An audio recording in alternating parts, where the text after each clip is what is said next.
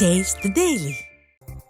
திருப்பூர் மாவட்டம் தாராபுரத்தில் தமிழக கட்சி சார்பற்ற விவசாயிகள் சங்கம் ஆலோசனை கூட்டத்தில் விடிய அரசை வலியுறுத்தும் வகையில் 18 தீர்மானங்கள் நிறைவேற்றப்பட்டன. தமிழகத்தில் பல பகுதிகளில் இருந்தும் ஏராளமான விவசாயிகள் பங்கேற்ற அந்த ஆலோசனை கூட்டத்தில் விவசாயிகளின் வங்கிக் கடன்களை நிபந்தனையின்றி தள்ளுபடி செய்ய வேண்டும், வெறிநாய் தாக்குதலில் இறந்த கால்நடைகளுக்கு முழு இழப்பீடு வழங்க தனிச்சட்டம் இயற்ற வேண்டும் என்பன உள்ளிட்ட 18 தீர்மானங்கள் நிறைவேற்றப்பட்டன. மேலும் கோரிக்கைகளை நிறைவேற்றாவிட்டால் போராட்டம் நடத்தப்படும் என்றும் விடிய அரசை விவசாயிகள் எச்சரித்தனர். முதலமைச்சர் என்ன சொன்னாரு? நான் இந்த விவசாயி பையன்க வாங்கின கல்வி கடன் எல்லாம் தள்ளுபடி பண்றேன்னாரு. இந்த வழி பண்ணவே இல்லை. விவசாயிகளுக்கு இந்த ஏரி குளங்கள்லாம் தூர்வாரி வேஸ்டா கடல்ல போய் தண்ணி எல்லாம் திருப்பி விடுறேன்னு சொன்னாரு. அதையும் செய்யவே இல்லை. எங்களுக்கு விவசாயியை காப்பாற்ற வேண்டிய இந்த அரசு எங்களுக்கு அந்த விவசாயியை பத்தி கண்டிக்கவே மாட்டேங்கிறாங்க. ஆளுகின்ற அரசும் ஒரு தெளிவான முடிவை இருக்கிறார்கள். வரும் தேர்தலிலே பணத்தை கொடுத்து ஓட்டு வாங்கி ஜெயித்து விடலாம், ஆனால் விவசாயிகளுக்கு கேட்கின்ற எந்த திட்டத்தையும் செய்யக்கூடாது என்று கெட்ட எண்ணத்தில் செயல்படுகிறார்கள். அதற்காக அவர்களே அனுபவிப்பார்கள். ஏன்னா அவங்களுக்கே சின்ன அரசியல்வாதிக்கே வியாதியில் வரப்போகிறது. இதைத்தான் நாங்கள் சொல்லி போராடிட்டு இருக்கிறோம். நாங்க கேட்கிற திட்டத்தை சரியான முறையில்.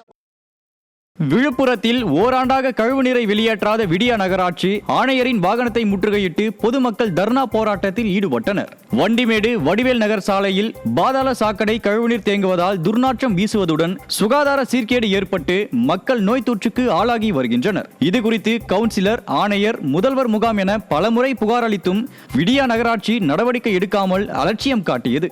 இதனால் பொறுமையிழந்த பொதுமக்கள் நகராட்சி அலுவலகத்திலேயே நகராட்சி ஆணையர் வாகனத்தை முற்றுகையிட்டு ஆவேச தர்ணா போராட்டத்தில் ஈடுபட்டனர். காலமாகவே அங்கே சாக்கடை தண்ணி நிறைய போயிட்டு இருக்கு. இதை நாங்கள் இந்த நகராட்சி ஆஃபீஸில் நாங்கள் கம்ப்ளைண்ட் பண்ணோம். நாங்கள் நிறைய தடவை இங்கே அந்த வீடியோலாம் எடுத்துகிட்டு காமிச்சோம். அவங்க இது வரைக்கும் எந்த இதுவுமே பண்ணலை. இப்போ பார்த்தீங்கன்னா ஒரு 2 மாசமாவே ரொம்ப தண்ணி வர ஆரம்பிச்சிருச்சு. ரோட்டில் தண்ணி ரோட்டில் பார்த்தீங்கன்னா நடக்கவே வழி கிடையாது. அந்த வார்டு எம்சியும் கொடுத்தோம், பார்க்குறாங்க, பார்த்துட்டு போகிறாங்க. அதோட வர ஃபோட்டோ எடுத்துன்னு போகிறாங்க, அதோட வரமாட்டேன்றாங்க. இதெல்லாம் குழந்தைங்களுக்கு உடம்பு சரியில்லை, பெரியவங்களுக்கு உடம்பு சரியில்லை, வயசானவங்கலாம் அந்த பாத தண்ணியில் ஊந்துடுறாங்க.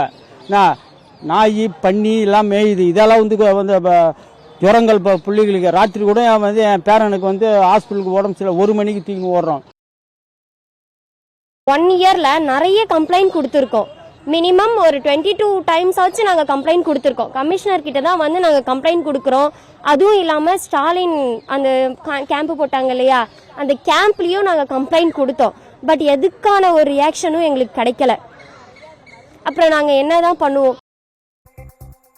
திருப்பூர் மாவட்ட ஆட்சியர் அலுவலகத்தில் மனையை அளக்காமல் காலம் தாழ்த்துவதாக கூறி முதியவர் ஒருவர் தீக்குளிக்க முயற்சி செய்தார். தாராபுரத்தை அடுத்த காந்திபுரத்தில் வசிக்கும் 72 வயது முதியவர் செல்வராஜ் தனது இடத்தை ஸ்டாலின் மாடல் அரசின் அதிகாரிகள் அளக்க வராமல் காலம் தாழ்த்துவதாக கூறினார். நிர்வாக திறனற்ற ஸ்டாலின் அரசின் அதிகாரிகள் எதிர்த்தரப்பிடம் பணத்தை பெற்றுக்கொண்டு தனது இடத்தை அளக்க வருவதில்லை என கூறி முதியவர் செல்வராஜ் ஆட்சியர் அலுவலகத்தில் தீக்குளிக்க முயன்றது பரபரப்பை ஏற்படுத்தியது.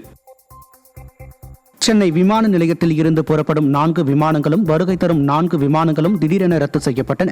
புனே, ஐதராபாத், தூத்துக்குடி மற்றும் மும்பை ஆகிய நகரங்களில் சென்னைக்கு வரும் விமானங்களும், இதேபோன்று சென்னையில் இருந்து புனே, ஐதராபாத், தூத்துக்குடி மற்றும் மும்பை செல்லும் விமானங்களும் திடீரென ரத்து செய்யப்பட்டன. வருகை விமானங்களும் புறப்பாடு விமானங்களும் என மொத்தம் 8 விமானங்கள் நிர்வாக காரணங்களால் ஒரே நாளில் முன்னறிவிப்பின்றி ரத்து செய்யப்பட்டதில் பயணிகள் கடும் அவதிக்குள்ளாகியுள்ளனர். தென்காசியில் மாவட்ட ஆட்சியர் அலுவலகம் முன்பு இளம்பெண் தீ குளிக்க முயன்ற அதிர்ச்சி சம்பவம் அரங்கேறியது.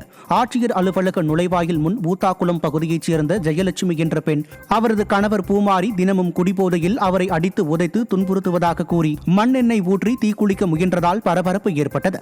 ஸ்டாலின் ஆட்சியில் போதையின் பிடியில் தமிழகம் தள்ளாடுவதால் பெண்கள் அவதிக்குள்ளாவது தொடர்கதையாகி வருவதாக மக்கள் விமர்சிக்கின்றனர்.